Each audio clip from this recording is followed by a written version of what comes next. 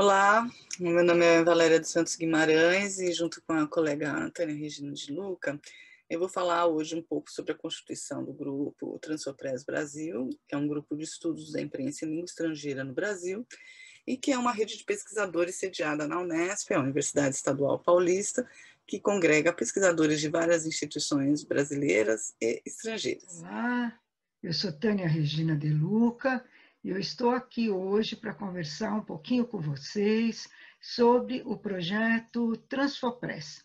Eu participo desse projeto desde o princípio. O que eu gostaria de fazer aqui hoje é deixar um testemunho, né, sobre a minha participação nesse projeto e sobre a importância que eu acredito que ele tem.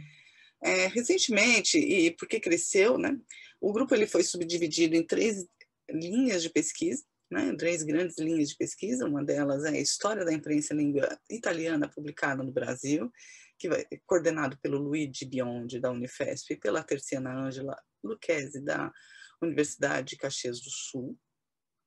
A História da Imprensa em Língua Francesa, publicada no Brasil, que é coordenado por mim, pela Tânia De Luca, e a História da Imprensa Alófona, publicada no Brasil, que seria, né, seriam as demais línguas, exceto italiano e francês, e ali nós temos polonês, japonês, ídish, alemão, né, árabe, né, coordenado então pela Mônica Setúi Okamoto, que é da Universidade Federal do Paraná, e pela Maria Stefanu, que é da Universidade Federal do Rio Grande do Sul.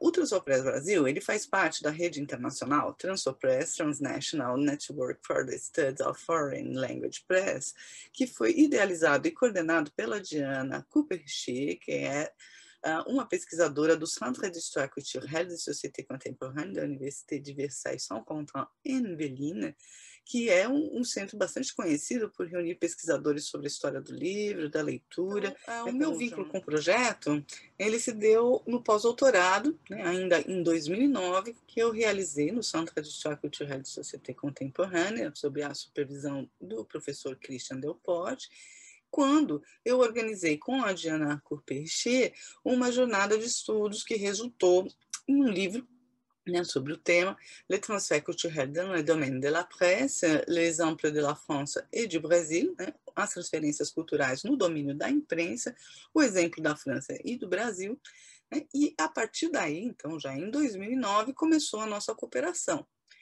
Uma vez de volta ao Brasil, em atividade do projeto Jovem Pesquisador, que era financiado pela FAPESP, de 2012, eu convidei a professora Diana para ministrar um curso sobre transferências culturais na Unesp. Foi nessa ocasião, então, no Brasil, que ela lançou a chamada do Transopress, focada na imprensa alófona, ou seja, aquela que é publicada em língua diferente da nacional. O foco do projeto é muito claro, ele só trabalha a imprensa estrangeira publicada em território nacional em língua diferente da nacional. Então, a imprensa portuguesa, por exemplo, é uma imprensa estrangeira no Brasil, né? Porém, ela é publicada em português, que é a língua nacional, pelo fato de termos sido uma ex-colônia. Então, essa imprensa ela não é contemplada no projeto. Da mesma projeto não é sobre a circulação da imprensa em língua estrangeira, aquela importada, né, de um país estrangeiro e que é lida aqui no nosso país, mas sim sobre a publicação da imprensa em língua estrangeira, com foco apenas nos periódicos. Então, jornais, revistas, almanaques, anais, boletins. No nosso site, é possível ver os nomes dos pesquisadores e alunos que participam da rede brasileira, acessar o registro oficial do grupo de pesquisa no diretório do CNPq, os sites internacionais do projeto e nossas redes sociais.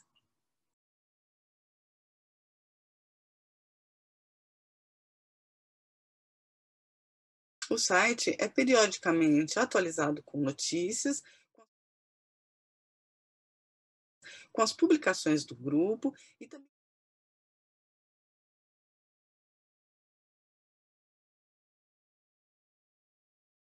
e também com verbetes, né, que são textos curtos de divulgação de resultados inéditos de pesquisa voltados para um público mais amplo. Ao se iniciar no Brasil, ele passa a contar com o apoio de pesquisadores da imprensa periódica que se interessaram pelo recorte singular da proposta, que inclui um corpus que, em geral, estava restrito aos estudos da imigração, sobre o movimento operário, ao campo da educação, etc. Né?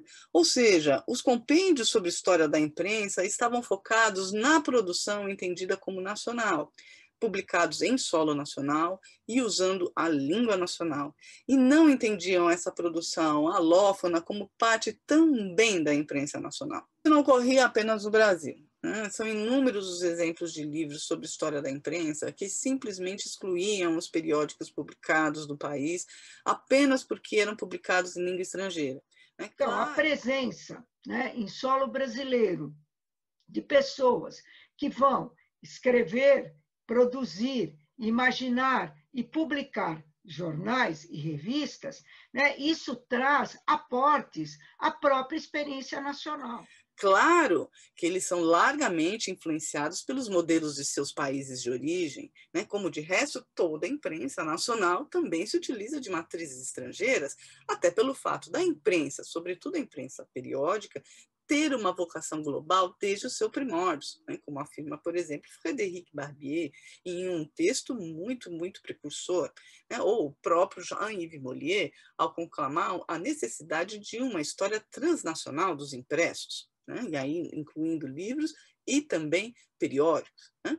Mas, pelo que se nota dos trabalhos desenvolvidos até agora, essa imprensa alófona segue muito mais o ritmo da imprensa classificada como nacional. Né? Porque, afinal, ela é submetida às condições de onde ela é publicada, sejam as condições políticas, sociais, econômicas, culturais, tecnológicas, né? etc. Né? Muitas dessas publicações ficam bem fechadas em suas colônias. Né? O caso dos idiomas menos difundidos, como o japonês, o yiddish, o árabe, né? O polonês, né? Ou mesmo o alemão, entre outros. Né? Outras, ao contrário, podem ser lidas por um público mais amplo, como era o caso do francês, que era uma língua franca no século XIX, a língua da diplomacia, a língua da educação erudita, né, formal, né, ou mesmo, né, do inglês, né, que a pouco vai ganhando cada vez mais espaço como essa língua diplomática, principalmente no século XX. Né? Ou seja, isso resulta em sessões e temáticas nesses jornais, nessas revistas, que favorecem as imbricações entre nacionais e estrangeiros com assuntos que dizem respeito à colônia. Não existe, de fato, uma troca em algumas sessões, sobretudo no que diz respeito às temáticas que são tratadas e que se relacionam, né, com as preocupações, né, desses colonos em terra da acolhida. Dependendo da língua, existe mais interação ou menos, né, com essa imprensa local. Mas, de fato, esse também não é um dos focos, né, a interação com a imprensa local não é um dos focos originais do projeto. A preocupação original da professora Diana Cooper-Richer era chamar a atenção para um corpus que tinha sido muito pouco explorado. Quando nos dedicamos a pensar as questões culturais, nós percebemos o quanto essas fronteiras se mostram muito mais porosas do que a suposta homogeneidade da nação faz supor. As questões de identidade nacional são aí, portanto, também questionadas, né? E o estudo da imprensa em língua estrangeira é um ótimo exemplo para verificar essas interações, para mostrar o quanto a identidade nacional se constrói também pela interação com as referências estrangeiras, o quanto a identidade se constrói em diálogo com a alteridade, né? etc.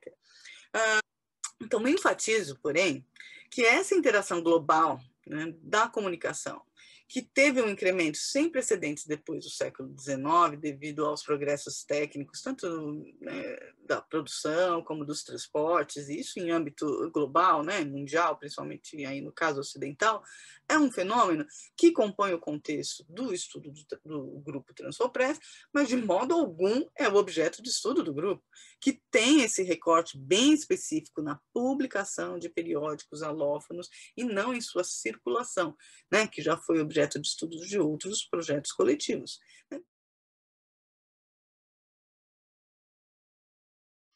O projeto, ele também tem dois lados, eu acho que isso está bem explicado no site, se vocês estão acompanhando o site, né? Por um lado, há uma questão que se coloca, né, e que nós ainda não sabemos responder com segurança, é ter um rol de quais são esses jornais, de quais são as línguas, de quanto eles são, de quanto tempo eles circulam. Quer dizer, isso é uma coisa importante, quer dizer, vai muito mais do que você simplesmente ter uma lista de nomes, né? Porque a gente também sabe que essas publicações, no fundo, elas não eram publicações isoladas, A, B, C e D. No fundo, o que a gente tem é um campo, né? E essas pessoas responsáveis por esses jornais circulam dentro desse campo.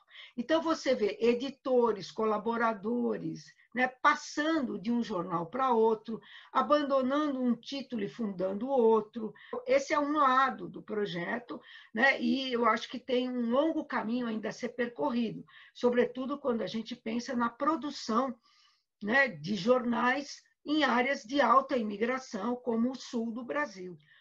A outra perspectiva do projeto, igualmente importante, é mergulhar-se na análise específica de um ou de um conjunto de títulos, né? Até para que a gente possa contrapor. Então, a imprensa francófona, mas e a imprensa italiana, a imprensa alemã, a imprensa em Yiddish, a imprensa em japonês? Ou seja, né, nós podemos estabelecer, a partir de estudos monográficos de um ou de alguns títulos, depois grandes linhas, né, dentro desse universo complexo que são os jornais em língua estrangeira. Então, o projeto ele está dividido em dois eixos básicos, né?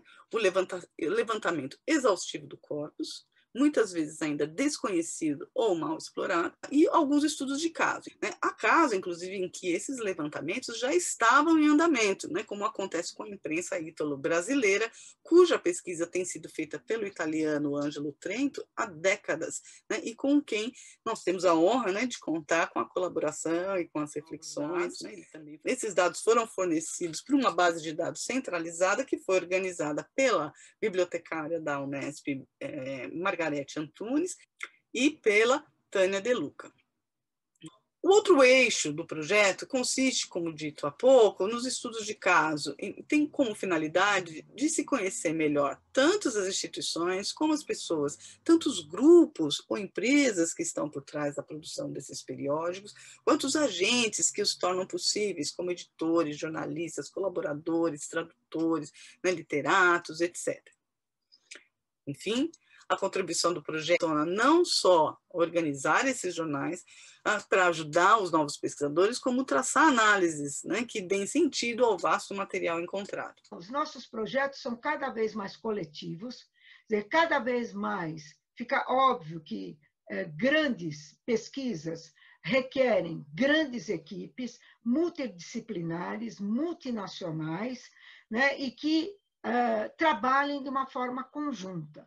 A segunda coisa que eu gostaria de chamar a atenção é a forma como, no final, o projeto se organizou, e aí um grande mérito é da professora Valéria, que tem liderado o projeto, que é justamente a gente pensar o projeto como uma rede, né, na qual as pessoas participam, vão fazendo as suas pesquisas, vão fazendo os seus trabalhos, seja no âmbito do levantamento, dos trabalhos específicos sobre títulos ou conjunto de títulos, né? Mas que isso não significa que as pessoas estejam amarradas. Quer dizer, elas fazem parte da rede, colaboram com a rede se encontra regularmente no Brasil e no exterior e produz os seus resultados. Então, um dos livros que certamente vocês já conhecem, são essas primeiras incursões sobre a imprensa em língua estrangeira, que já foi publicado.